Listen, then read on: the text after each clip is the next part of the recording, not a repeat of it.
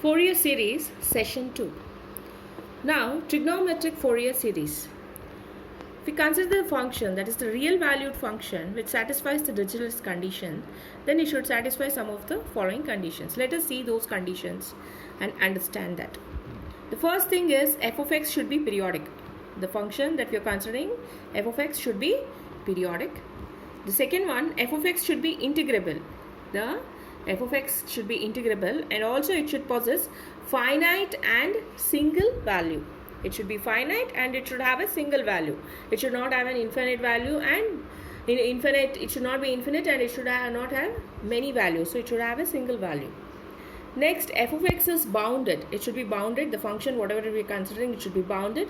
And if it is discontinuous, in case it is bounded and then it is discontinuous, then that discontinuity should be at a finite number of point only. That discontinuity should be at a finite number of point only. Therefore, f of x, the other last condition is f of x has finite maximum and minimum points.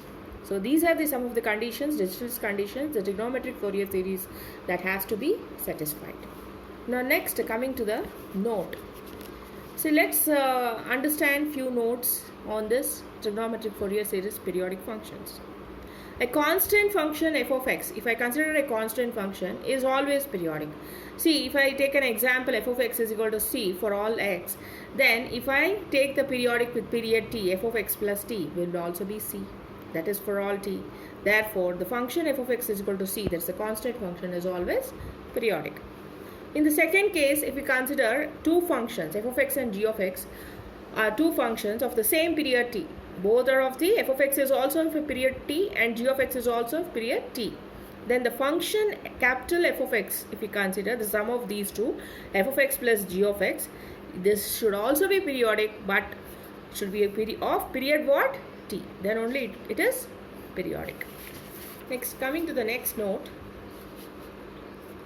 The functions, if I take the trigonometric functions, sin x, cos x, if I take the functions f of x as sin x, g of x as cos x, are periodic functions with period 2 pi.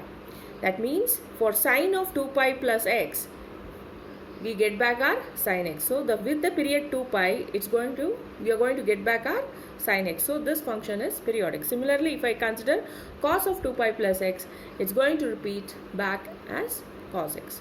So at the period 2 pi, at the period or the interval 2 pi, the cos function is repeated back. So these are some of the examples and notes and conditions that we understood from this. In the next session, we are going to solve some of the problems on this. Thank you.